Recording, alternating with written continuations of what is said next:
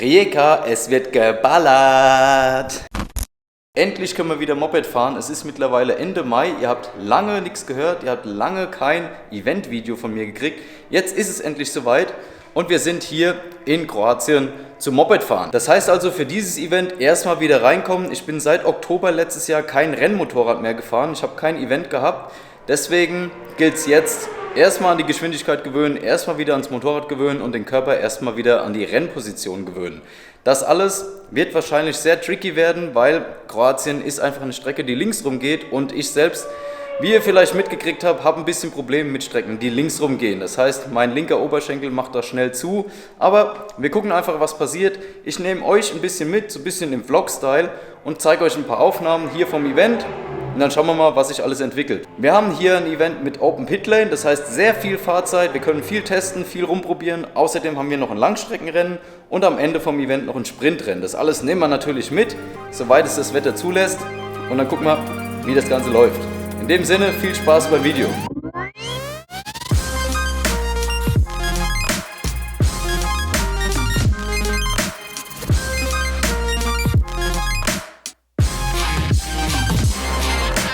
Ich hoffe, es gefällt euch. Wenn ja, Daumen da lassen, Kanal abonnieren und wie immer unten kommentieren.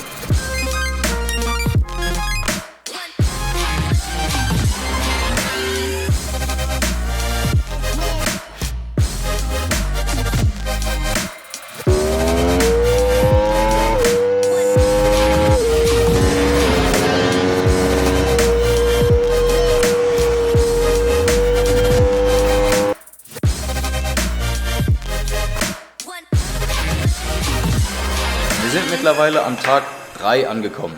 Tag 1 war einfach nur mal so freies Fahren. Wir sind hier beim Open Pit Lane Event, das heißt, wir haben eine Menge Fahrzeit und können viel testen und ausprobieren und rumspielen. Ja, und das habe ich auch genutzt. Und zwar Tag 1 bin ich gefahren unter den größten Schmerzen, die ihr euch nur vorstellen könnt. Aua! Warum? Weil die Strecke linksrum geht und ich einfach Probleme habe mit Strecken, die linksrum funktionieren. Weil mein linker Oberschenkel macht immer Probleme, der geht immer zu. Ich habe mich immer wieder gefragt, woran liegt das? Warum? Wieso passiert das jedes Mal? Und warum immer hauptsächlich bei Strecken, die links rumgehen? Ich habe an Tag 1 alles ausprobiert. Ich habe die Rastanlage geändert. Ich habe versucht, mich anders auf dem Motorrad zu positionieren. Ich habe versucht, mit dem Beinschluss am Tank besser zu arbeiten. Ich habe die Stummel verstellt. Ich habe alles Mögliche ausprobiert und ich habe herausgefunden, was mein Problem am Ende war. Und zwar, es sind die Daytona-Stiefel. Beziehungsweise nicht die Daytona-Stiefel an sich, die sind super, die fahre ich auch gerne, Sicherheit geht vor, aber bei den Daytona-Stiefeln ist der Absatz vom Stiefel einfach zu flach.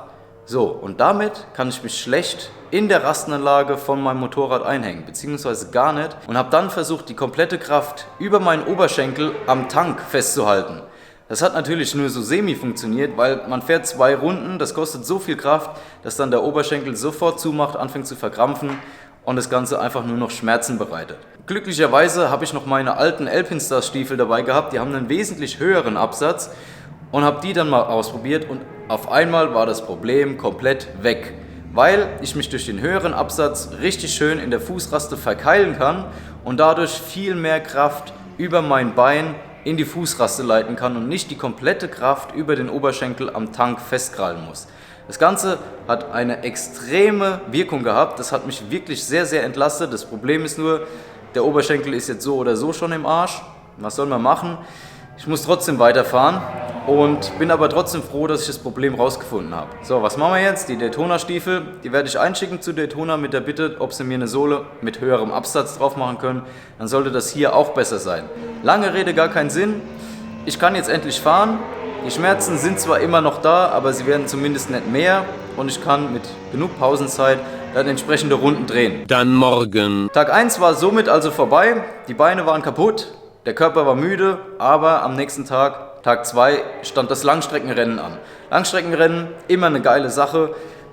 Man muss im Team fahren, man muss sich eine Strategie überlegen, es kommt nicht auf die beste Rundenzeit an, sondern über die Dauer muss man einfach abliefern. Und das Ganze wollte ich dann zusammen mit dem Paul fahren, das heißt Zweierteams, das Langstreckenrennen geht bei Speer 2 Stunden. Ja, und dann ging es los mit dem Quali 1. Ich bin das Quali 1 gefahren, mit einer 1,37,0 habe ich uns da auf Platz 6 gestellt. Ist okay gewesen, war jetzt nie meine persönliche Bestzeit, weit weg von meiner persönlichen Bestzeit, aber war in Ordnung gewesen. Und der Paul hat dann das Quali 2 noch gehabt, um dort nochmal unsere Teamzeit zu verbessern. Ja, haben wir gedacht.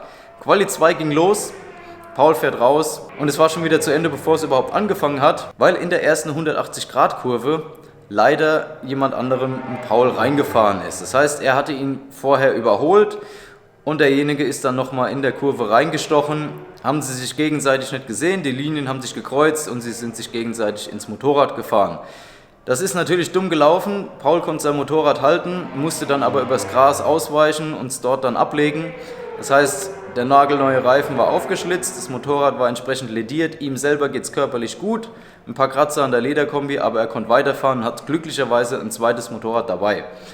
Der andere Fahrer, den hat es leider nicht so gut getroffen, der wurde mir gesagt, war auch ohnmächtig geworden. Ich hoffe, ihm geht es an der Stelle gut, gute Besserung auf jeden Fall im Nachgang. Das heißt, das Quali 2 wurde dann ersatzlos abgebrochen und es haben die Zeiten aus Q1 gezählt. Somit sind wir dann als 6. Platz ins Rennen gestartet, war in Ordnung gewesen. Durch das Rennen selbst sind wir soweit super durchgekommen, die Wechsel haben einwandfrei geklappt, unsere Teamstrategie ist super aufgegangen, auch wenn es am Ende angefangen hat ein bisschen zu nieseln, konnten wir auf Slicks bis zum Ende durchfahren und haben das Rennen dann am Ende auf Platz 9 beendet. Damit sind wir natürlich super zufrieden, unter die Top 10 zu kommen ist immer schön, war eine schöne, entspannte Erfahrung, Teamleistung war super. Und so können wir es dabei belassen. In dem Sinn haben wir jetzt Tag 2 soweit abgeschlossen, haben noch 2 weitere Tage vor uns.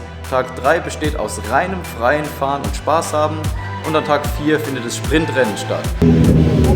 Here we go.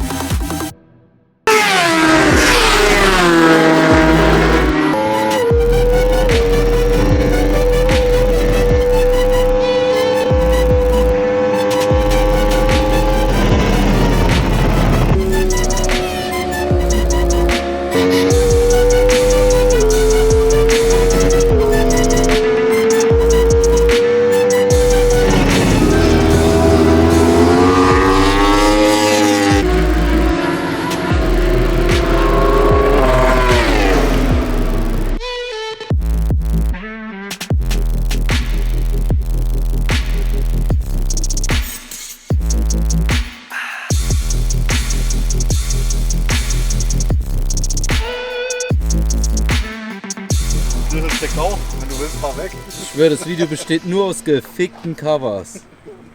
Doch gar nicht. So Freunde, Update. Wir sind mittlerweile am Tag 3 angekommen und haben gerade die Sprintrennen hinter uns gebracht. Ja, soweit ist es schon. Ich bin über das komplette Event nicht wirklich auf Zeit gekommen und musste dadurch dann von Platz 14 ins Rennen starten.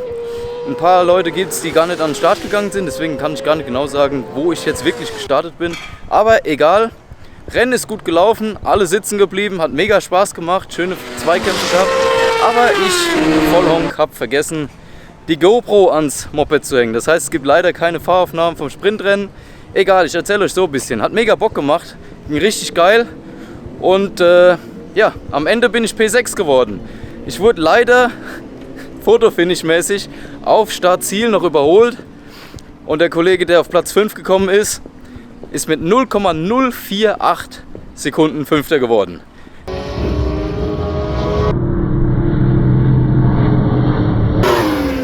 Ärgerlich, aber hey, alles gut. Gut gefahren, schöne Zweikämpfe gehabt, hat mega Bock gemacht. Glückwunsch an den, falls du das siehst. Schön gefahren, hat mega Spaß gemacht. So viel dazu.